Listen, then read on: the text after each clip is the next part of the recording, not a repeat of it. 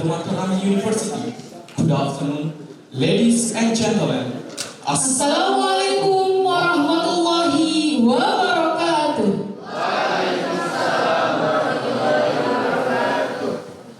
The Honorable, the Dean of Economic and Business Faculty, Mataram University, Dr. Ihsan Rais, MSc. The Honorable, the first Vice Dean for Academic Affairs, Faculty of Economic and Business, University of Mataram, Mr. Diswandi, PhD. The Honorable, the second Vice Dean for General and Finance, Faculty of Economic and Business, University of Mataram, Mr. Saiful Army, Musab SAMM. The Honorable, the third Vice Dean for Student Affairs and Alumni, Faculty of Economic and Business, University of Mataram, Dr. Lalu Edi Herman Mulyono, MM.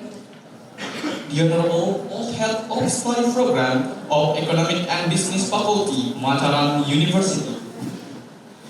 The Honorable, esteemed lectors and all of students from Murdoch University and all of participants who are attending this event. Ladies and gentlemen, welcome to the international seminar with the Ecotourism Community Driven Development in West Nusa Tenggara, in collaboration between Murdoch University and University of Mataram.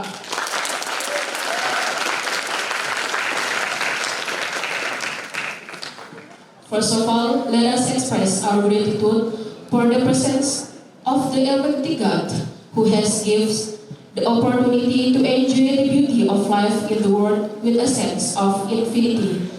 So at this time, we are all give the opportunity to meet with friends from different countries and university in order to attend this extraordinary event today. Ladies and gentlemen, I'm Bastiana Mumartian. And I'm Hani Alia, is the master of ceremony, will lead out our program schedule this afternoon. The first agenda is singing the national anthem of Indonesia Raya and national anthem of Australia. The second agenda is welcoming speech. The third agenda is souvenir exchange and photo session. The fourth agenda is seminar session. And the fifth agenda is Q&A session. And the last agenda is closing. Ladies and gentlemen, for the first agenda is singing the national anthem of Indonesia Raya and national anthem of Australia. To all audience, please stand up.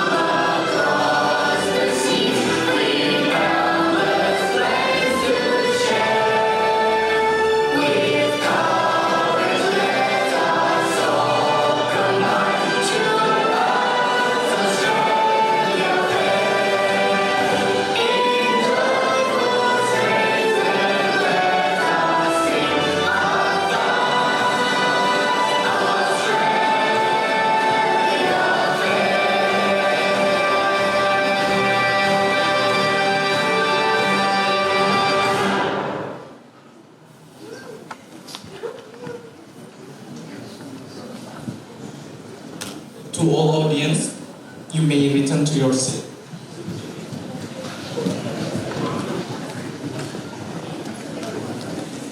The next agenda is welcoming speech.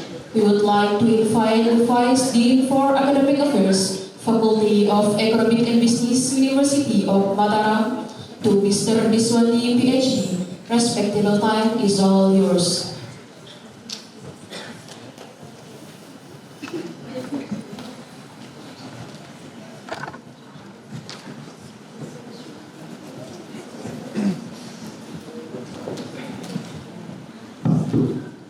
Good afternoon, everyone. Assalamualaikum warahmatullahi wabarakatuh.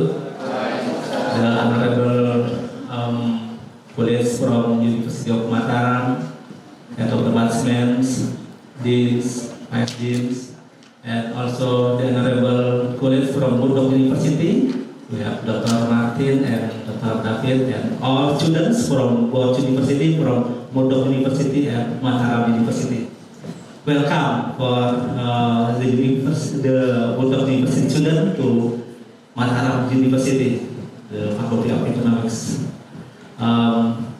Actually, I am the alumni of Murdoch University also. I graduated in 2018. I miss Australia so much. Singing that national anthem make me feel like want to come to Australia soon.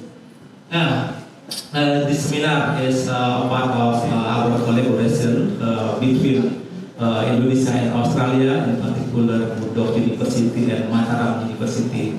And in today's seminar, we are going to learn together about community development, especially in tourism development in either in Indonesia, in Western Nusa Tenggara, and also in Lombok. Today we got 3 speakers, 2 from Murdoch University and 1 from Mataram University. But apologize us because only David Zangs, who his name printed in this banner, but Martin, Dr. Martin Anda and Dr. Purkan will also give a speech in this seminar. So I hope everybody enjoy this seminar. I would like to deliver my gratitude. Thank you very much for everybody who come to this seminar, also for the committee who help us to make this seminar happen. By the way, that's all from me, and enjoy this seminar. Thank you so much. Good afternoon, everyone. Wassalamualaikum warahmatullahi wabarakatuh.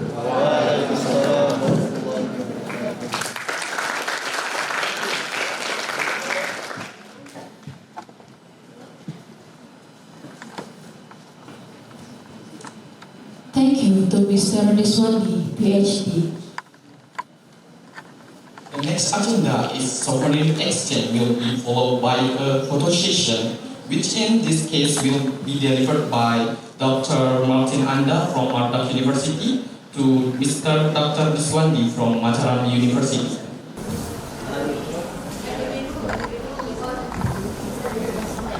This is sovereign from Faculty of Economics and Business University of Mataram. This is the symbol of Lombok, culture with logo of University of Mataram here. It's very philosophical meaning here. There are a lot of meaning in this thing.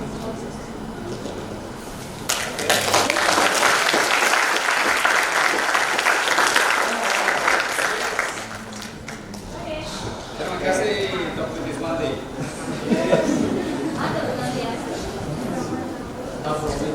All right. Yes, selamat sore, everyone. Very nice to be here at Mataram University. Thank you, Dr. Diswandi, for hosting us. I still have to meet all of his students and all of your students, but I'm very much looking forward to it over the next several days. So thank you very much for having us here at Mataram University. Yes. In Australian culture, if someone gives you present, you have to open in front of him.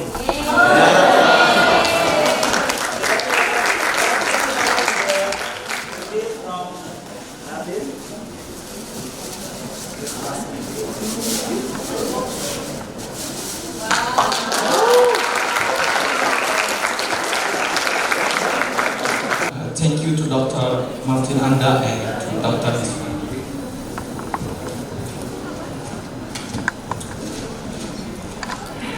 The next agenda is international seminar. It will be held by our church's moderator. She is a lecturer in English Education Study Program at Faculty of Teacher Training and Education, Mataram University. She also Master of Education from the Yogyakarta State University in 2014. Then she earned her Doctor of Education in TESOL from the Queen's University of Belfast in 2019. Without any further ado, please welcome Dr. Dewi Satria Elmiana MPD.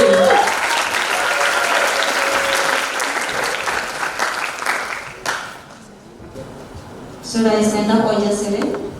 Okay, good afternoon everyone. It's nice to see all of the students coming here. This is the semester break for Martin and for David, so it's really quite difficult to collect all of the students, but it's amazing for the Faculty of Economic and Business to gather all of the students here. They are from international class and also English club, if I'm not mistaken. So they are gathered here to see and to hear amazing presentation from delegates from Murdoch University, as well as to see the students from Murdoch, who is going to have maybe later on sharing session after the discussion. Well, without further ado, I would like to ask Dr. David Zhang to come on the stage for giving such a very beautiful presentation for today. Please, Dr. David Zhang, give a big applause.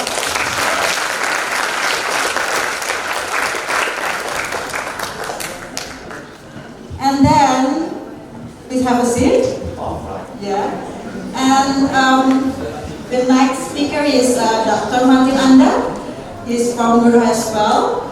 The second speaker. And the third speaker, everyone knows him. He is one of the lecturers in Tourism Department, Faculty of Economic and Business, Dr. Furkan. Woo!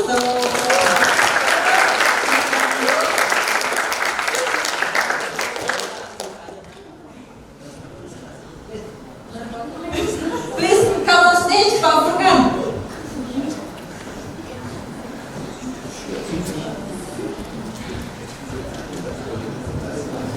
Okay, without further ado, because we do have such a limited time for today's presentations, so the first speaker will be Dr.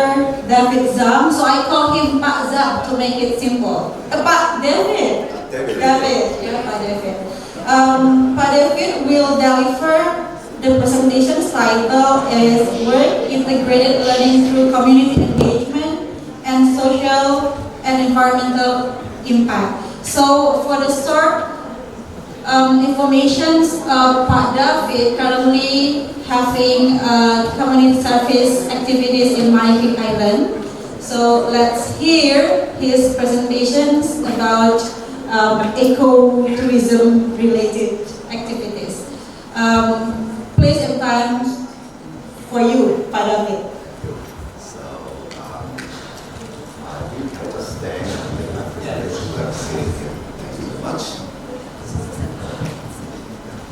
Forgot to mention the longest time is 20 minutes for the presentation.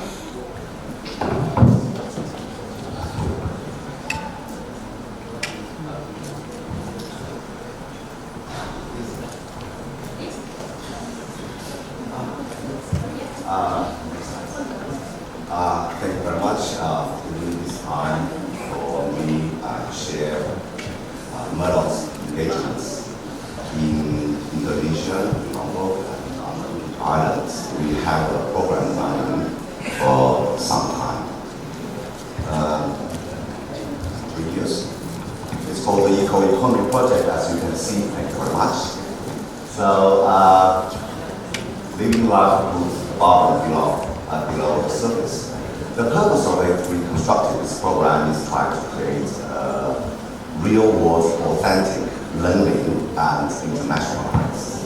That is related to work integrated learning, which is much focus of Murdoch University as well. certainly and for Murdoch Business School. So by combining this, we create a real-world learning that actually allows students to engage, to learn through their community services and through social and economical and environmental impact. So that's the purpose of this program. We've been running it, as you can see, for quite a few years. So, and since 2020, so we started this program, and it was funded actually by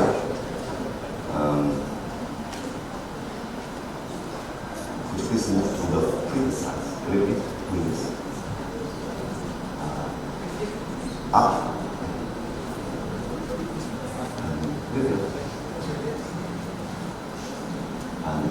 Another one. Yeah, thank you very much.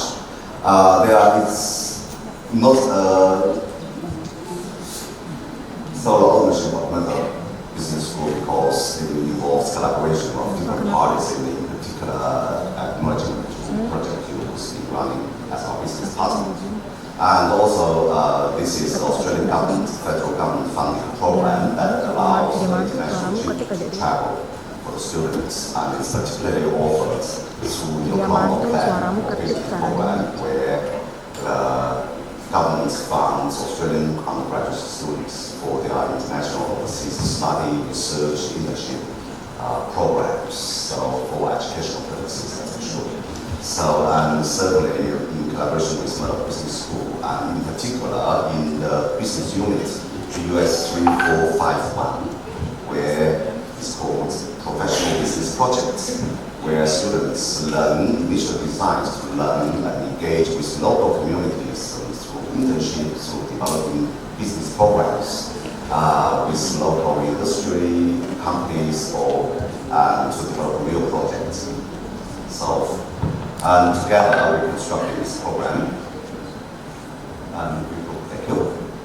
So, I think so far we've sent over 70 students in this program come to Lombok, help with the community on the island, and certainly some other communities nearby, because it's one of the purposes that we can engage with community developments and in the center to a broader community development that will be in the future that we're looking forward to.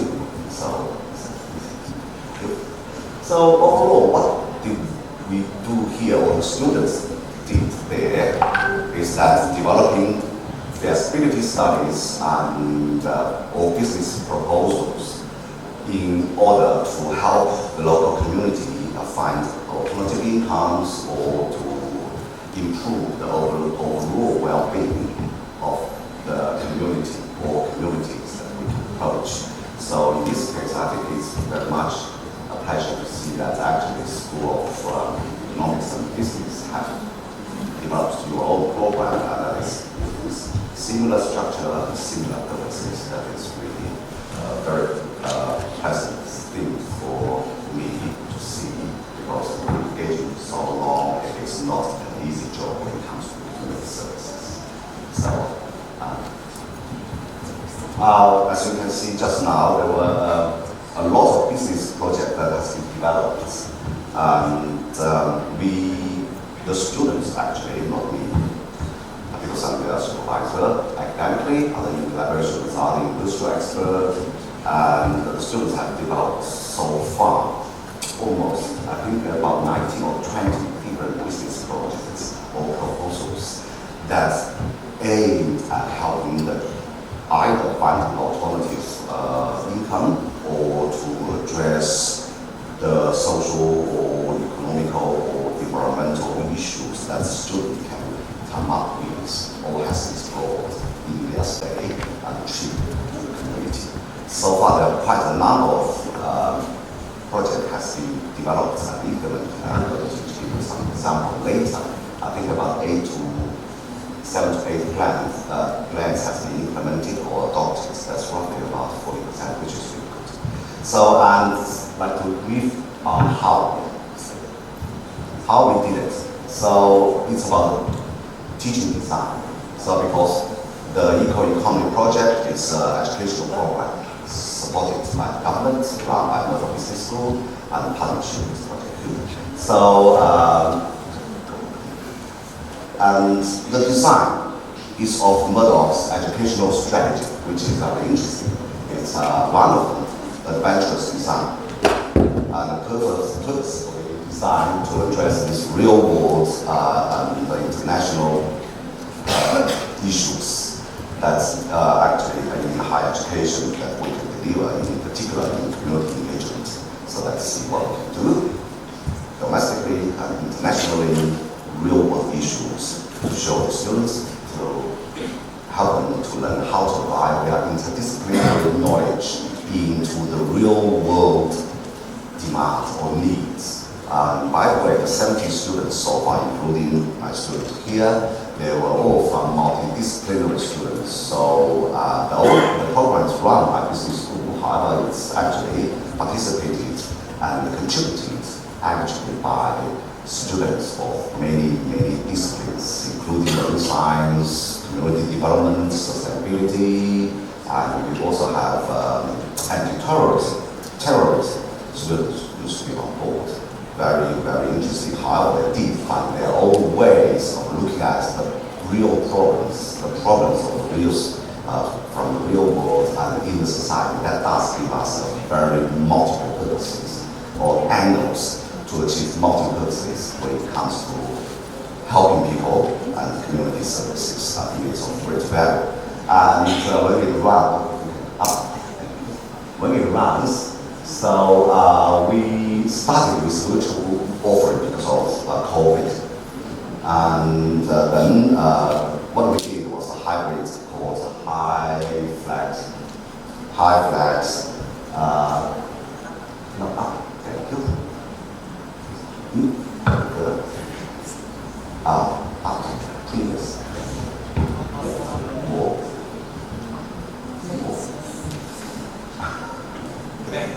Yeah, go back. So to the teaching, I think back to slides 6. So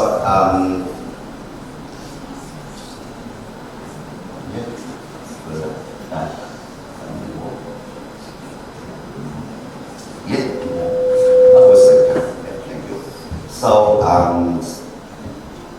we developed a training program where we prepare students pre-cultural training for 6 weeks. Thank you very much.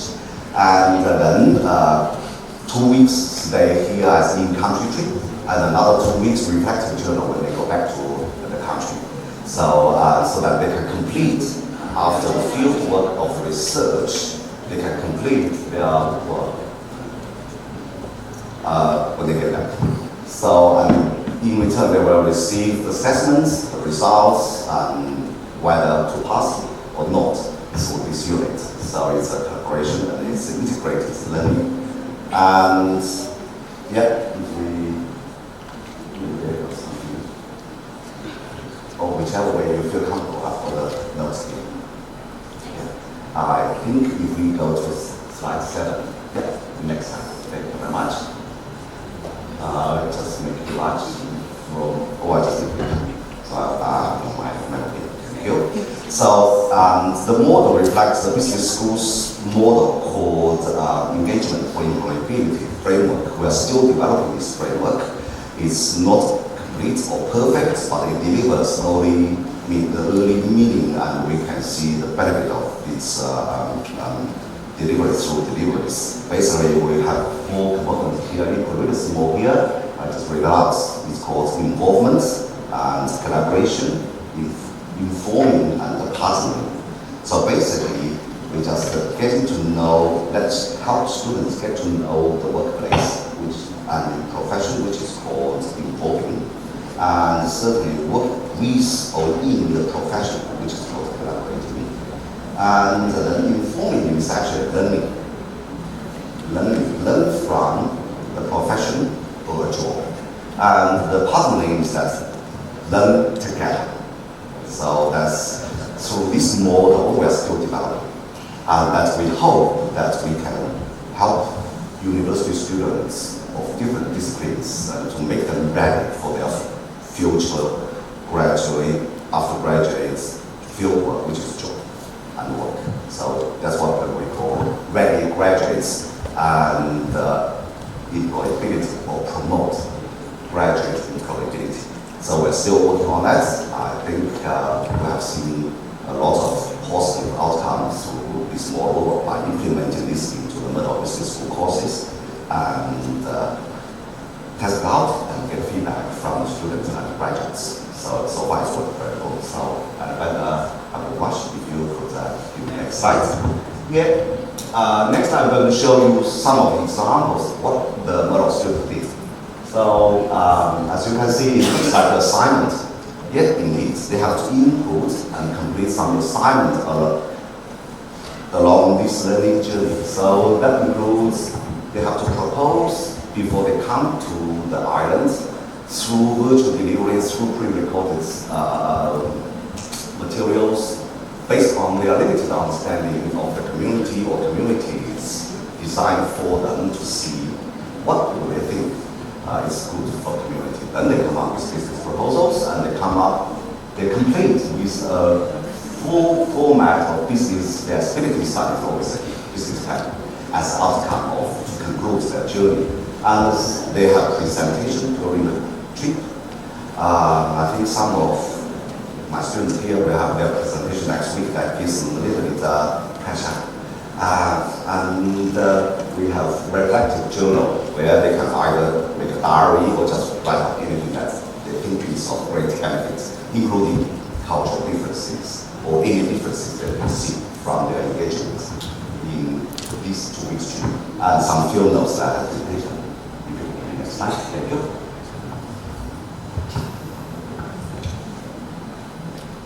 And here are some examples that the students have come up with in terms of their business plan or feasibility studies after 6-week sessions or 4 to 6 sessions staying in Murdoch or after the 2 weeks traveling and engaging directly face-to-face with the communities.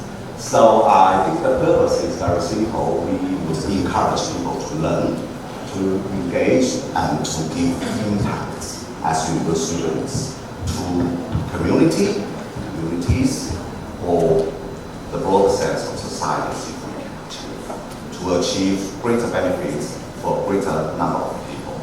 Though students and individuals start small, but I think it is a good idea that we start small, start as individuals, that together we achieve more. So there are some proposals that have been developed, including waste management, engaged community, women empowerment, community-based salons of things. If you the next slide, thank you. There's quite a few here, we can quickly go through it. And in particular, I would like to mention one of these one is actually home-based salon. We had several projects, at least 2 on this one, to sell local home-made salons. However, salons are everywhere, we find when we arrive. So there are other ways, is there any other ways to sell salon in a more innovative way that address the local needs and promote sales? The student came up with a salon, it's called salon that sells with the stories of the women who made it behind. So it's more of a gallery mode of sales, which would be great. I think to be developed, maybe implemented later. So because the salon making very quick is of very unique value. So if you can give me another slide, I have some more examples. Maybe we'll just rush through. I think in particular, this one is we have done several rain catchments in order to, programs in order to help the community to solve the water problem shortage. So I think there's a lot of resolutions, including Professor Martin has developed a device that helps to produce clean water. So there's a lot of ways to resolve, try to resolve lack of water in many communities, especially remote communities, including in Australia. However, if we can give you the next slide. I think after 3 business feasibility studies with our business partners, students successfully, eventually, together with the partner, come up with this idea, and which the difference of this program project in particular is that it's being implemented. So, and the students from the third group not only did their study, but also helped our business partner to secure a substantial amount of funds that eventually ended up with a huge water tank at the school, where for the first time the school kids can have fresh water, which was amazing. So, and it's through international collaboration, including volunteers. So, next slide, thank you. So, learning outcomes. So, basically, we would hope that students after this program, the eco-economy project, have developed a range of business ideas and social and economic awareness that will be even better beyond the only business, because it's now what we call being a responsible business, and that will be pretty good. So, and also if you could have established some professional or personal connections, that would be another expectation for all the students sitting here with you, and hopefully learn to embrace the differences, the diverse perspectives when it comes to epistemologies that actually underpins human interactions. That is very rooted at the philosophical level, so to understand the differences, respect the differences, rather than just purely being individual. So, and certainly gain some insights into environmental issues that can be linked to social justice, business, and sustainability, to have a better understanding of the problems from multiple perspectives, more than just from an environmental perspective, more than just from business perspective, because it will be too simple. Matters are never so simple. Multi-perspective, you can build up the linkage that help to resolve problems and address issues better. So you can continue on the slide. So, and one of the reasons are why I have a lot of reasons on the next slides. I know better to read it. It is published, everyone is going to see it.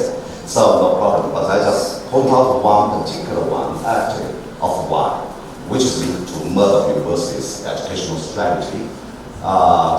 It's recorded in the strategic plan 2022-3 to 2030, undertaking purposeful course design and just organize my computer.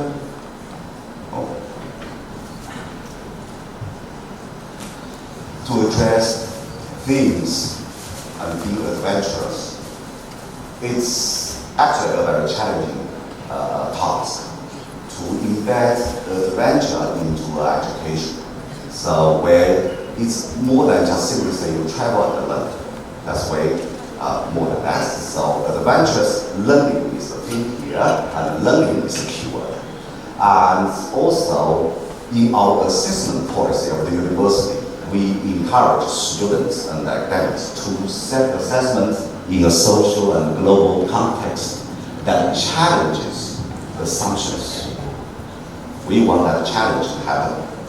And broaden and redefine your learning. So it is, as you can see, a challenging task, and will be even sometimes an uncomfortable task to achieve. Okay, if you can give another slide, I'm going to skip that. The main benefit and reasons of eco-economy projects, with a lot of things, including, for example, sustainability through education, teaching, translation, research, advocacy, and key project initiatives as the university's strategy. And certainly one of the other is that we hope students can help students to develop intercultural competency skills and embrace equity, diversity, inclusion, and social justice principles as part of one of the Murdoch University's principles and values that we hope that everyone can have through their educational programs. So if you can do the next slide. So this program has won quite a few awards, including the university level, college level, and external bodies, in particular the Australian Innovation Institute, which is the body in Australia that facilitates understanding and active engagement and educational exchange in Australia for Indonesia, in the bio relationship between Australia and Indonesia. So thank you. If you can give the last slide. Looking in the future, so I'm delighted to see that we have colleagues here who's trying to do the same thing. And it's already started. I think we already have students meet each other on the Murdoch Islands. So had the initial chat on what they're doing, and I'm looking forward to more engagements, and that if we can create more learning opportunities through these collaborations, either in the university or back there at Murdoch University, or on the island of Murdoch, or maybe together in other broader, more communities of Lombok. Therefore, together with the experience, with the collaboration, we may be able to, looking forward, hopefully, to bring more benefits to a greater number of people, to the broader community. I think that's the expectation of those universities, certainly of the Australian governments, certainly in accordance with the colonial plan, where we're actually expecting us to do so. So I'm looking forward to see the conversation, as we are now already in the conversation. Well, I'm looking forward to see what we can do. And again, if you can give me last slide, please. I'm looking forward together to develop really good educational programs for the benefit of student learning and for the purpose of education, ultimately for the university as an entity, one of the units in the society that's, I believe, one of the vision of universities to eventually be a knowledge bank and to a wisdom bank to help and develop or advance knowledge, develop communities and the society. Thank you very much. So that will be mine. Any questions?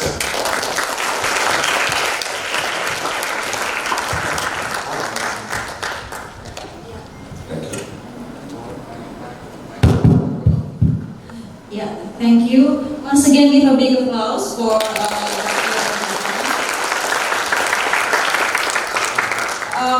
before we open for discussion or Q&A, better for invite the second speaker to deliver his presentation and also the third.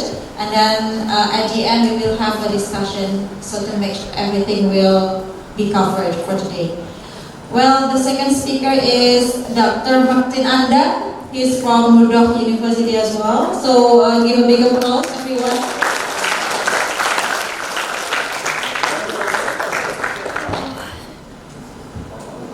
Well, Pak Martin, are you going to stand up here or sitting? I'll come up here. Yes, thank you. Selamat sore. My name is Martin Anda from Murdoch University in Perth, and I was very glad for Dr. David to let me know about his program here in Lombok. And I was very excited to learn that he was having a project with all of our students here from Murdoch University on the Murdoch Island. I haven't been there before, but I'm hoping to visit and see what David and all of our students are doing. I was very excited when Dr. David was telling me about his work, because being in Lombok, I already knew Dr. Diswandi from Mataram University, because he too was many years ago a graduate from Murdoch University in tourism studies, and but now in the School of Business. So what I thought I would do for this presentation, which might be of interest to both Dr. David and Dr. Diswandi, all of their students as well, was some of the earlier work that I was doing in Sulawesi, also with the New Colombo Plan. How many of the students here have been to Sulawesi? Any of you? Oh, we have one young woman from Perth who went to Sulawesi a long time ago. But look, we started a project there some years ago, and maybe we can continue this work in Lombok as well, depending on what you think. So so here's the second slide, okay? So what I'll talk about today is sustainable island water supply. One thing that we do in Australia, when we start a presentation, we acknowledge the country of the traditional owners. And at Murdoch University, we're on the lands of the Noongar Whadjuk people. And here in Lombok, I learned that the traditional people here are the Sasak culture. So I like to learn about that as well. In fact, I went to a Sasak place one day. It was very interesting. So we celebrate the traditional culture at Murdoch University, and I'd like to do that in Lombok too. The way that I started learning about this more sustainable water supply was in fact with the traditional people of Australia, the Aboriginal people, because like many of the people across Indonesia, they are living on very small islands and maybe very poor fishing villages. In Australia too, we have very remote, small Aboriginal communities that are also, very poor and often not having good drinking water. So maybe in this lecture, some of the technology that we were developing could be of interest here on the islands as well. Certainly in Sulawesi, we found that it was going to be very beneficial for the islands there to give them a sustainable drinking water supply. But when we were already ready to go to set up the business and go into manufacturing, then COVID hit. So we had to stop because we weren't able to come there anymore. But let us start, and I'll show you a few slides. It's a renewable energy way to develop a drinking water supply.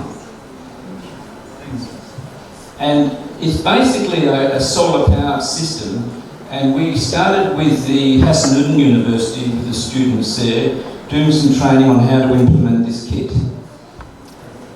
And then we started going to some islands with the students off Makassar and out the back of South Sulawesi, working with different villages, trying to understand how this decentralised water system could be established there.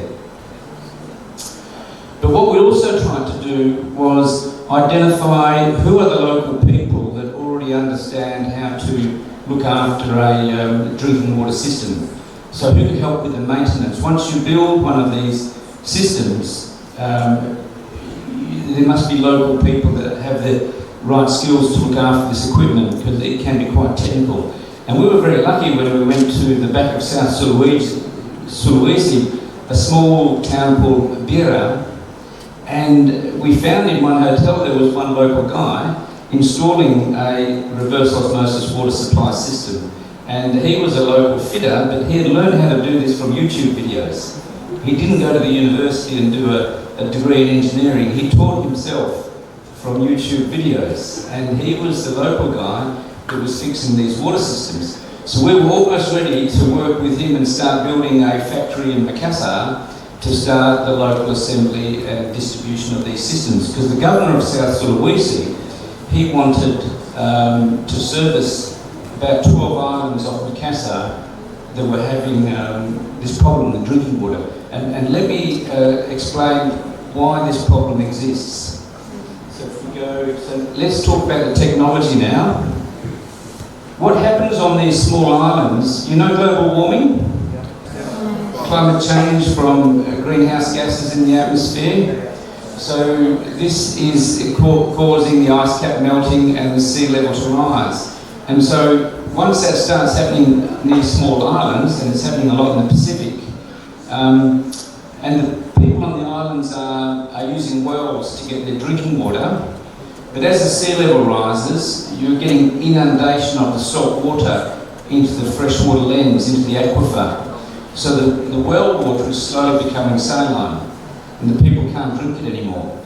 So then they start importing gallons, the big plastic drums of water, or they're buying the plastic bottles of water. It's very expensive. So for the people in the small fishing villages in the remote islands, it's very costly. And I don't know, is it happening in Marinkik Island as well? Similar. Okay, so I think maybe it's happening in many islands in Indonesia, 15,000 islands, many thousands of them inhabited. So you can imagine the problems that this phenomenon will cause over time, not just in the Pacific, but all over Indonesia. So the people have to then start importing plastic bottled water very expensive. So this basically is the system. It's you can see there, number one, we're using solar panels. Number two, there's a control system. Number three, there's a pre-filter just to take out maybe some sand or lumpy bits that might be in the water. Then the core of it is the reverse osmosis membrane. There's also an energy recovery device so that we can actually save energy. In a way, it's recycling, and then that way you don't have to have such big solar panels, which is the expensive part, and then you produce the product water. Okay, thank you.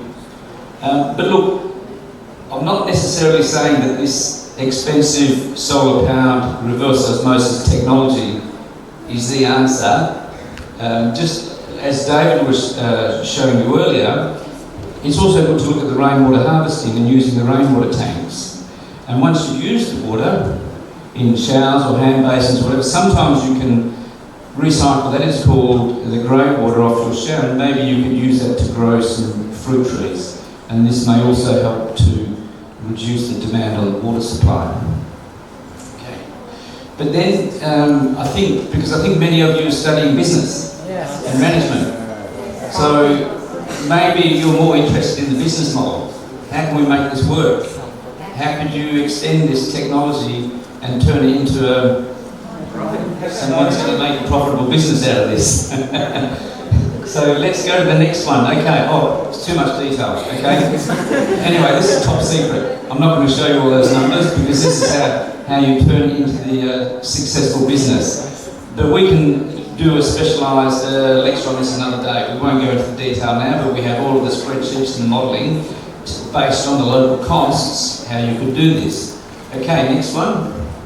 And now, one of our New Colombo Plan students, on one of the trips that we did, he was a young man of great initiative.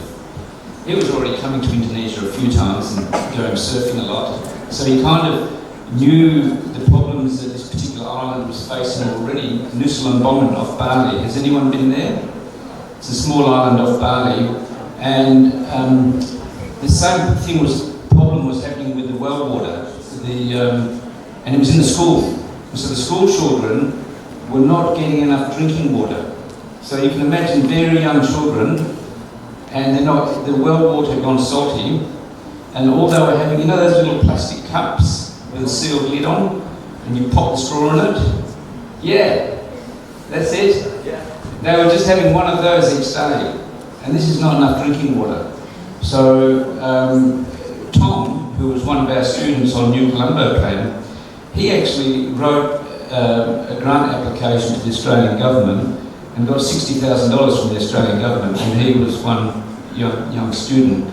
He was in my environmental engineering program at Murdoch University. And so this was his business model. And he managed to get a discount, that 90,000 Australian dollars there. Well, he only had $60,000, so he had to make up the cost from somewhere. But eventually that system got installed. Thank you. And there it is there, that's at the Nusa Lembongan School on the south side of the island, next to that bridge to Chiningan. And there's all the students in the school, and there's the unit. So there's a few of our students from Murdoch and some of the local students in the school there. And that unit has been successfully providing drinking water to the school.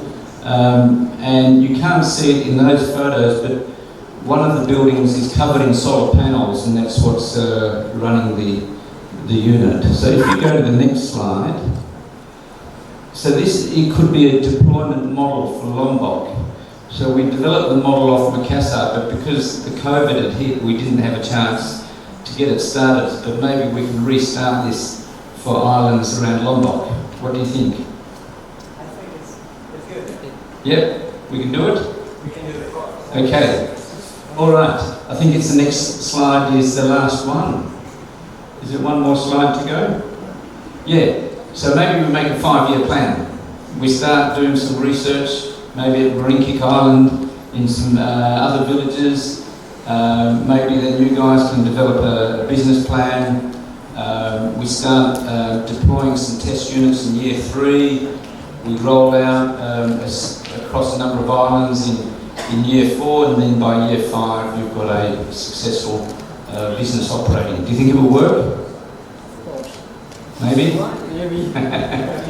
All right, thank you very much.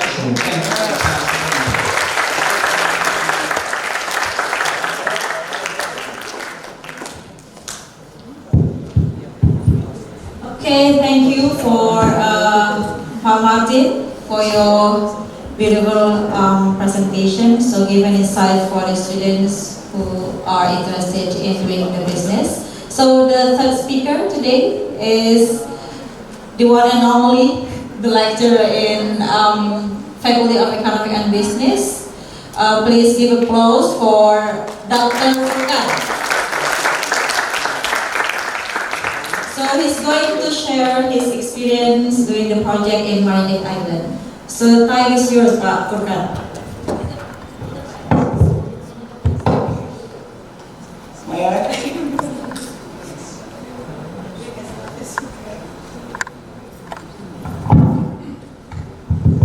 Okay, Bismillahirrahmanirrahim. Assalamualaikum warahmatullahi wabarakatuh. Good afternoon, everyone.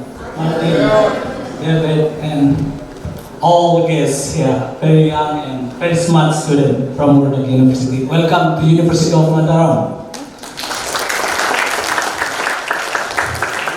Well, not like previous presenter that they have slide. Actually, I have slide. I already prepared it at the time when I gave them my battery off, and then it seems like now for today. I'm going to give you such kind of storytelling what we have been doing in Murdoch Island.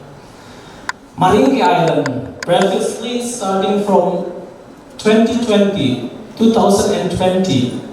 we are not actually directly to Murdoch Island.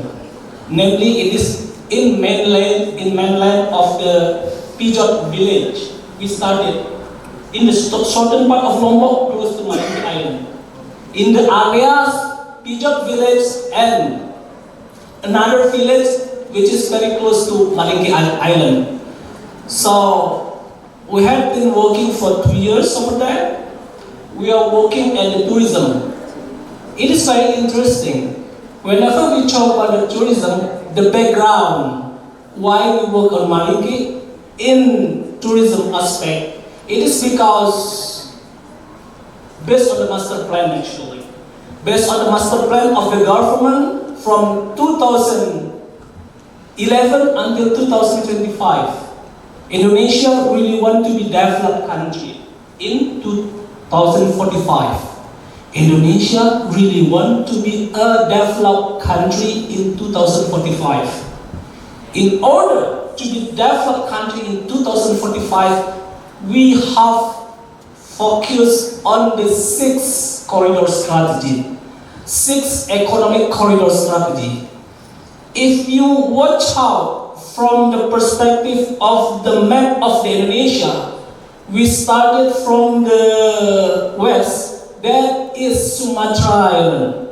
Sumatra Island, it is the corridor strategy, economic strategy for what we call energy strategy. So the government really provide all infrastructure. If you guys want to invest in Sumatra Island in terms of energy industry, like palm oil industry you want to develop, we provide Sumatra Island. That's what government want to be developed country. They divide Indonesia into 6 economic corridor strategy. Corridor 2, Java Island. Java Island focus on the industry and services. So that's why automobile industry, usually from Japan, they are concentrated in Java Island. So that is the 2nd economic corridor strategy. And the 3rd one is Borneo Island strategy. That's economic corridor strategy. The topic of development is still about the energy. We have abundant resources of the energy. Again, palm oil energy, coal industry. If there is investor want to invest their money, want to invest the industry, they provide in Borneo Island. Corridor 4, Sulawesi Island. So this is the topic of the strategy is about agriculture and fisheries. So if there are investors want to invest their money in terms of agriculture and fisheries, and then government, even president say, please welcome Sulawesi Island. And Corridor 5, it is the corridor strategy for the tourism. It is 3 provinces, Bali, West Nusa Tenggara, and East Nusa Tenggara.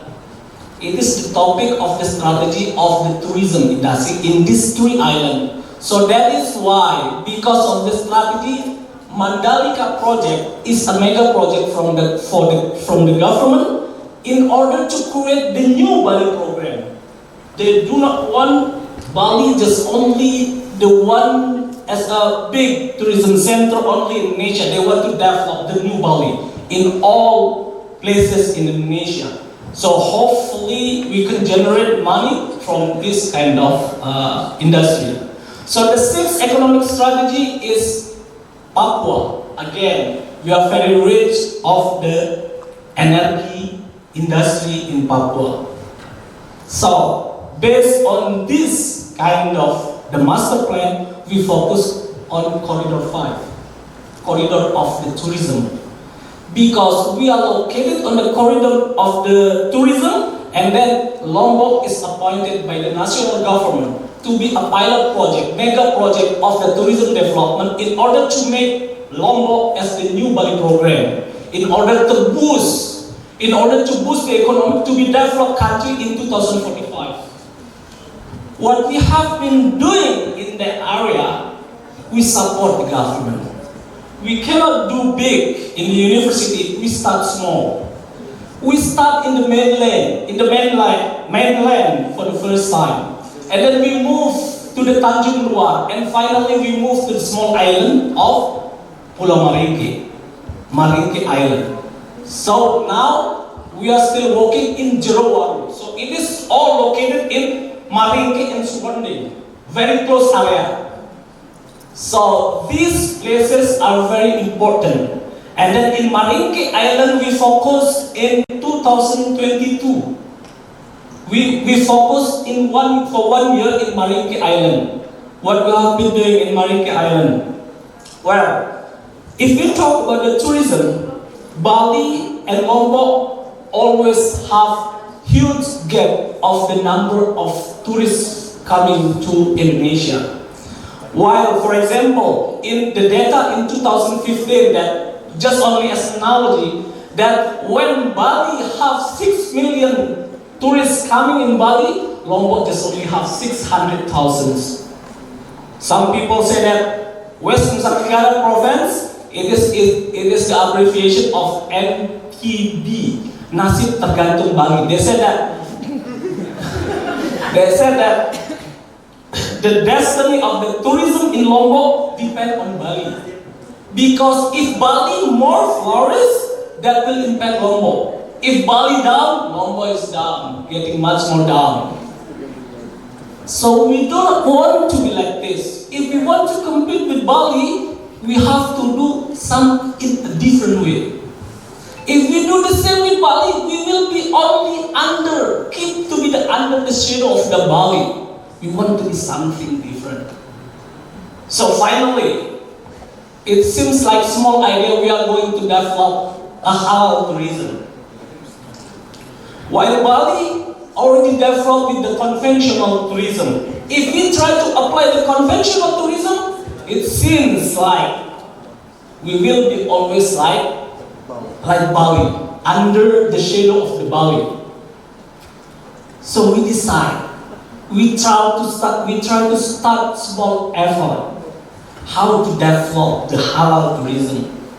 Why halal? Because halal means quality. Our target market, that based on the data, we can see Malaysia is number 1 tourist coming here.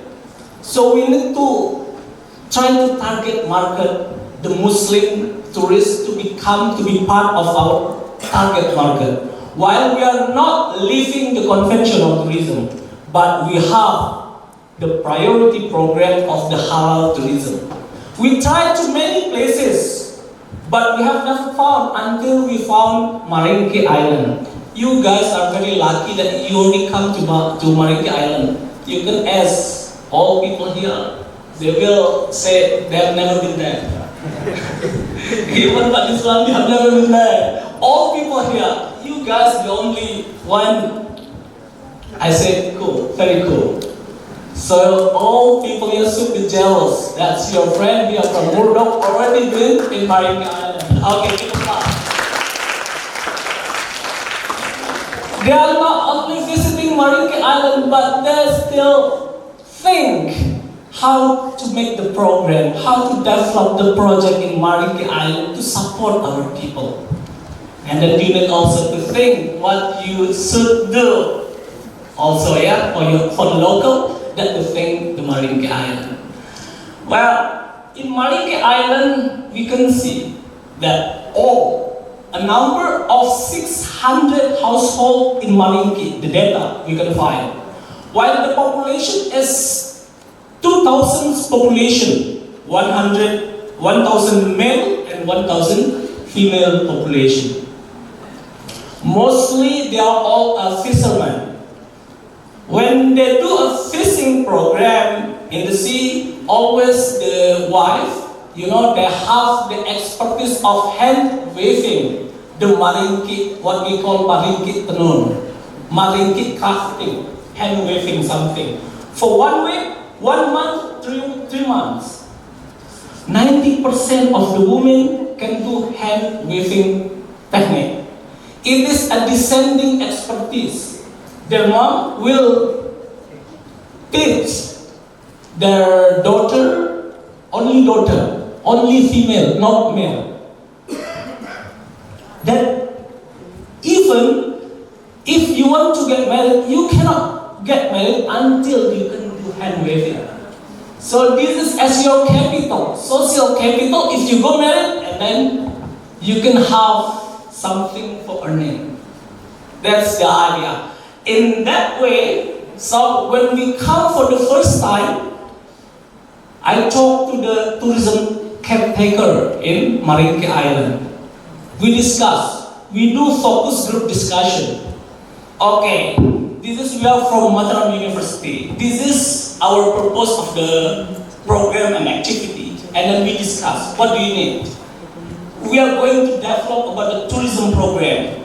Do you agree or disagree? And then we try to explore much more. And then we agree about the tourism. But still, they mention that most of the population, they are culturally, they are a bit avoiding the tourism because they think about the beginning things that will, something culturally valued. It is not met with them. So that's the things we have been developing with them. And then finally, at the time, so that's why we promote halal tourism as pilot in Marinki Island. Why? Because 100% is Muslim. So if there is a way, when tourists coming with the beginning things, that you can sell your hand waving product by covering them. So that's actually the idea of the halal tourism that we want to develop, something like that. It is very interesting because 90% of the women can do hand waving technique. In that way also we support them with the gallery. But I'm not going to give them, I'm not going just only to give them money, I ask their participatory. And we work together to build the gallery together with them. I just only provide the money for the material only. And the result, we discuss and we work together with that. And if you can find very small and simple gallery just behind the village office, that's mine. Yeah, that's very interesting that we can develop much more. And then also the program with the coral program things we have been doing. Because in Marinki Island, most fishermen, not most fishermen, some people do a bombing, fishing bombing in order to capture the fish.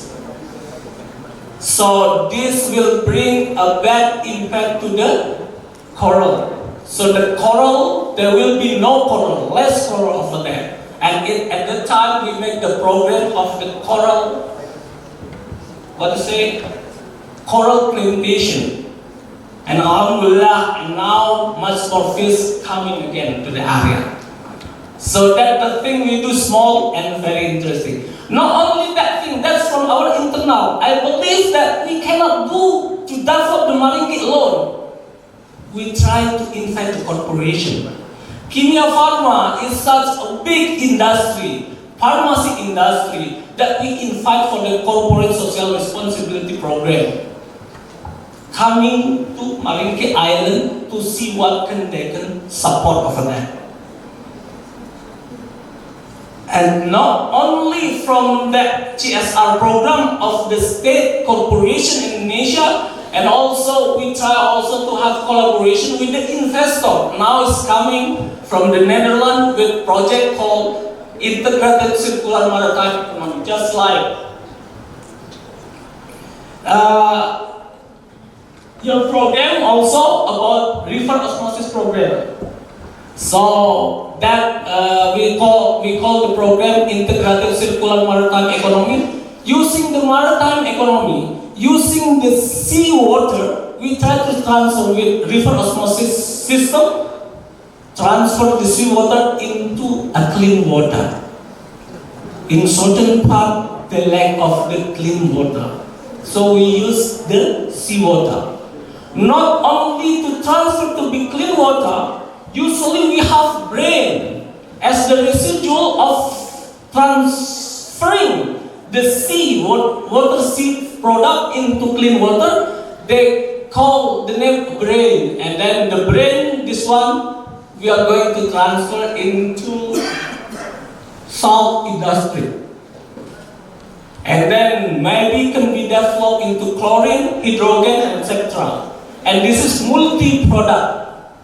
So in order to sustain, supporting Maringgi Island, we cannot do that things alone. Now coming Murdoch University, hopefully the collaboration between university, industry, community, and then government, and then the media, and then all other funding will enrich our collaboration in order to support the Maringgi Island, finally to support the national project of the government, Republic Indonesia, to be a developed country in 2045. Thank you.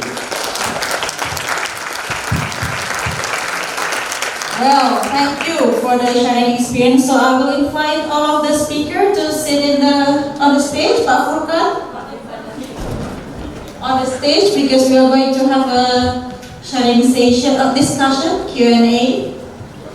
So everyone here, all the students from Murdoch and from Faculty of Economics and Business, so if you have any questions or opinion, please raise your hand. How many? 2, 1. Okay, I open for 3 questions for the first session. So, Panitia, please help me to give the microphone. Yeah, which one? This one, and then another 2. Okay, please mention your name and then your question. And for whom? 3 speakers. Thank you so much for the change. I would like to ask my question to the second speaker. But first, I want to introduce myself. I'm Nurul Fadila and I'm from Management Study Program, and I'm on my 2nd year currently. So this question I would like to ask to the second speaker. Since I became a university student, I realized and I have seen so many innovation and creativity that have been done by the university of students, and in order to help villagers.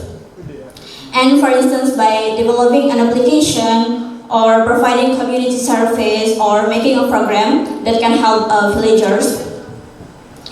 And they do that because it's suitable with their educational background, because they have expertise in that field. like engineering or teacher training education. And considering we are from Faculty of Economic and Business, so what is actually we can do to help villagers to have better life? I mean, we don't really have expertise in that field. Thank you.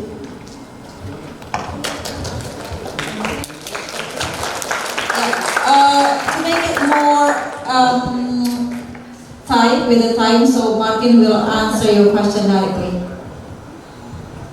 Terima kasih. This was a very nice question. Thank you for your question. It's very good.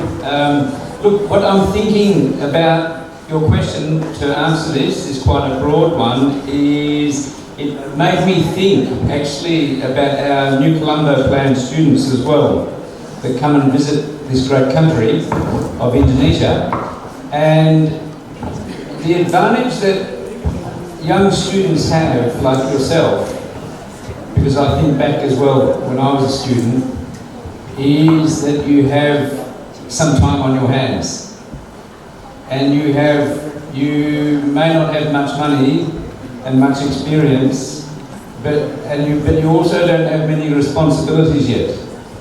In a way you do, but as you get older, like us, you are too busy, we are too busy, we have too many things to do, we have too many responsibilities. So a really good thing that you could do in answer to your question, and this is why we like to bring our New Colombo Plan students to somewhere like Indonesia, is you can do the immersion. You have the time.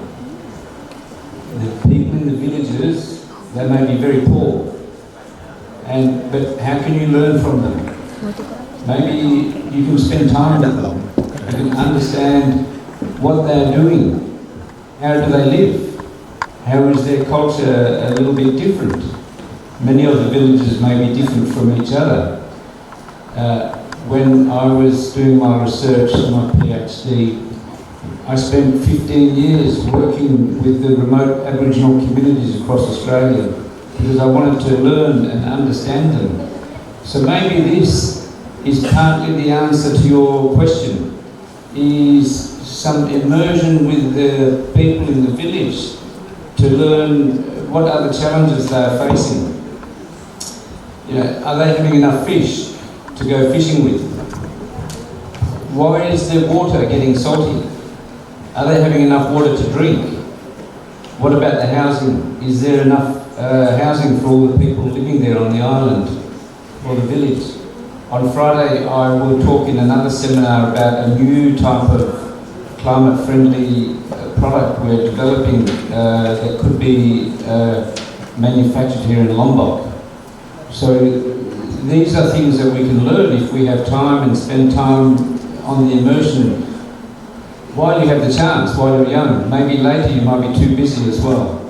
Anyway, I hope that in some way answered your question. Thank you. Next questions. Yeah, the two students over there. The first one is the girl who is wearing the hijab. Thank you. Let me introduce myself. My name is Dian Hapsari from Department of Tourism, Travel Business Faculty, Economy and Business, University of Mataram. I have a question for Mr. Martin. How the rising sea level affect island water supplies? Thank you. Say again, please. How the rising sea level affect island water supplies? How the raising of water sea level impact the level affect island water supplies? How? That's all, thank you. Can you bring that slide up again, please? Are you able to bring the slide in my presentation? And I can show you that picture. Is it possible? That might be the easiest way to answer your question. You remember that picture I showed of the island? Sorry. Well, I will. If we keep, we go quickly. We keep going. Here, stop, back, that's it. Okay. So maybe this is Marinki Island. I don't know. I haven't been there, so I don't know. But you see, here is the ocean level, just here. So with the global warming and melting of ice caps, sea level is slowly rising. Soon it may rise very quickly. If Greenland melts, if the Greenland ice cap melts, sea level could rise up by up to 3 metres. It may not happen tomorrow, but maybe it will happen in a few years. So this is potentially dangerous. But the impact is happening right now on small islands that have a very shallow freshwater lens. I think this diagram is too exaggerated. I should make my own diagram because the freshwater lens may only be very thin. And the people in the village on the island, they put the well. They dig the well and they come down into the fresh water. And the fresh water is replenished by the rainfall. And the rainfall soaks in and you get the fresh water there so that you can take it out of the ground and drink it. But the pressure of the ocean, if it rises, is such that you will get the saltwater intrusion coming in. The salt water will come in slowly. It will be diffusion, osmosis of salt water coming into the fresh water. And so this fresh water will eventually go salty. And so it will be contaminating the drinking water well. And over time it will get more salty.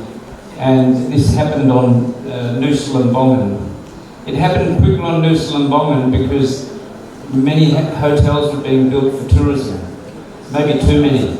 And they were all putting down wells and pumping out the water for all the tourists that were coming to the island. So the well water is also going down and the salt water is coming in, and then many of the wells are going brackish. But the hotels are wealthy. They can put this reverse osmosis unit there and they can desalinate the water. But the people in the village are too poor. They cannot afford it. So then they have to buy the plastic bottled water. Is that answering your question? Is that enough? All right, thank you. So the next question.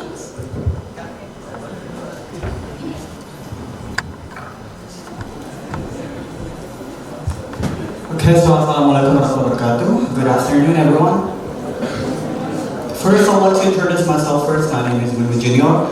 I'm from Tourism Industry of Faculty of Economic and Business, University of Mataram. So I have a question for Mr. David Zhang. I would like to ask about the ecotourism community. Okay. What are the key principles and practices that make ecotourism an effective tool for community empowerment? I think it's because that in Lombok, we haven't developed a kind of ecotourism community, and I think it's a new thing that I want to learn about it. Thank you. That's all.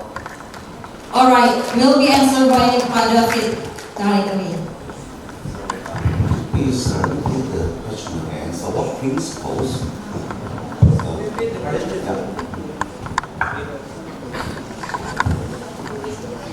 What are the key principles and practices that make ecotourism an effective tool for community empowerment?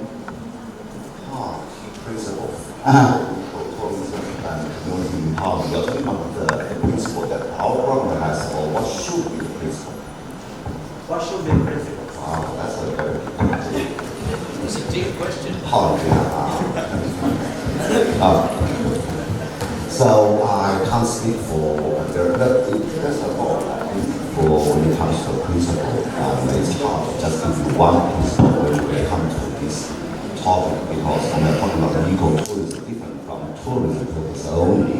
It's because we would like, my personal understanding, to introduce more responsibility factors among the economic drives and factors, because that's what I think that was what I would adopt in my engagement into ecotourism, or through ecotourism. tourism into community engagement or empower them, which means that it should not be, I'm sure, not purely from economic drives or commercial purpose alone, which has been very popular.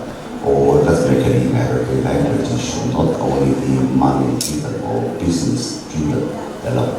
So there should be responsibilities, there should be engagement and collaboration from different parties, for-profit organizations, governments, and business corporations, simply with their corporate social responsibilities.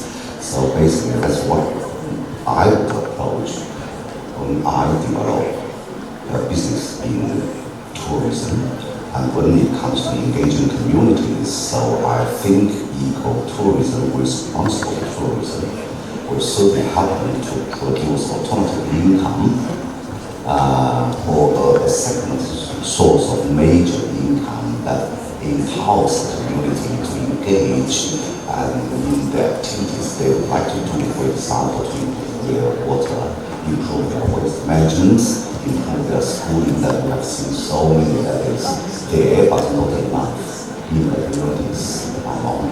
So I think that's the reason why we need to develop a tourism in a responsible way, so that we can source for the community that allows them to do things that they would like to do, without which they wouldn't have been able to do it. So I hope that answers part of your question.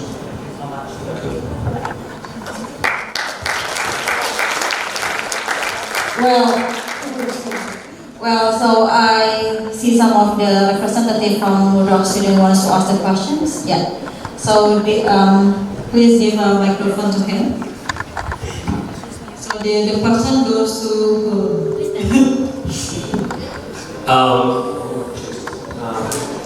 it's a pretty common sentiment in developed nations that as countries develop, we tend to do things that subdue those for the sake of the greater good. And as Indonesia develops into a country, a developed country by 2045, now I've been to Murdoch Island, I've seen their sentiment about tourism is they're not quite on board with that yet. Are there anything that you're doing to take into consideration what they want and how you onboard in that process in a way that they're confident? Mainly to the Professor Murdoch.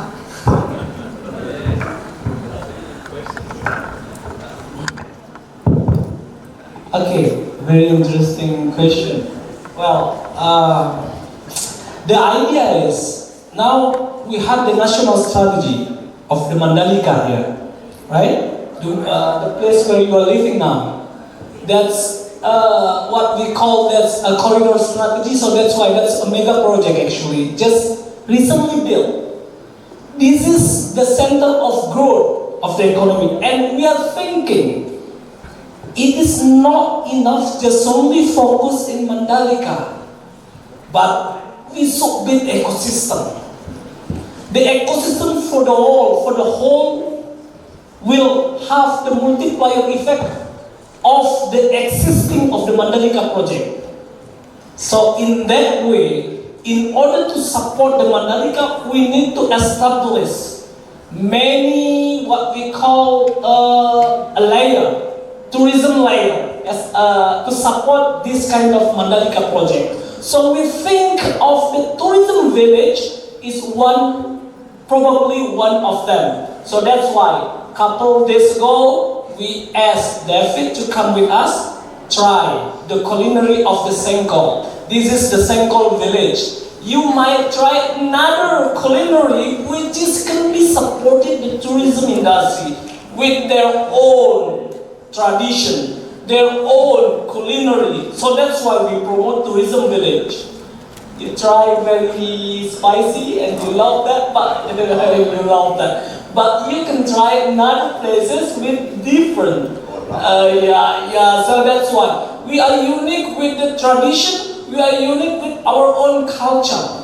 So in that way, we want to create the creative industry. One of them is culinary inside of the creative industry. So hopefully between tourism and creative industry, they go all together.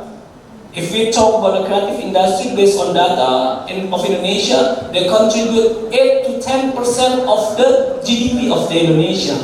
So the center of development in Mandalika, but the supporting layer in many places should be there. So we are going to look the length of stay of the guests coming to Lombok. They are not enough just only visiting Mandalika. They will frequently feel bored if they just only see Mandalika. But we try to promote other places with their own uniqueness. Marinki Island with the topic of the fisherman village, and another island with the topic of the farming village, and another with their all diversity and tradition. That's what we are going. And then if you go to Karmasmas, another village of that, many tourists coming from Canada, coming from Europe, they come to stay over there, to stay together with the people over there, with the villager. So that's why we try to develop what we call homestay program. That's the tourism industry should be felt, should be enjoyed also by the community, not only by the owner of the huge hotel. But the solution is tourism should be even enjoyed by all the people. So homestay program, if you guys having 3 rooms, 2 rooms you use by yours, 1 room that for homestay program. But the standardized program for the homestay, because the target is European, the toilet, for example, should be the European standard, something like that. We promote that thing, and then you must be like this.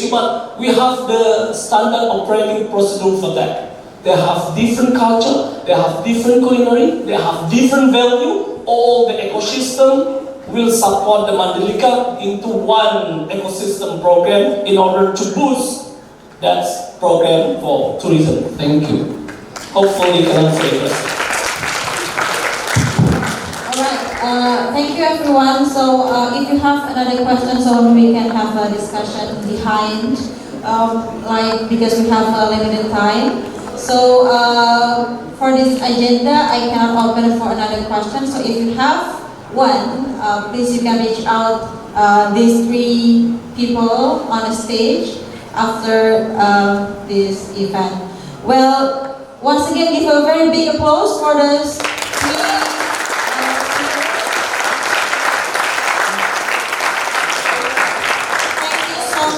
And then I'm handing over this agenda to the MC.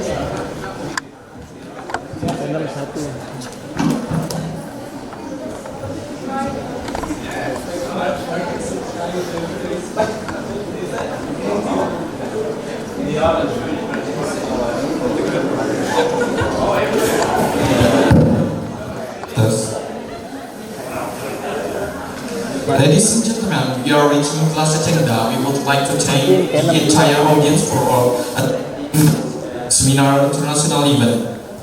And thank you to esteemed lecturers and all students from Murdoch University for your visit this afternoon in our university, especially in our beloved faculty. Alright, we ask the Master of Ceremonies say goodbye and see you next time. Wassalamualaikum warahmatullahi wabarakatuh. Okay.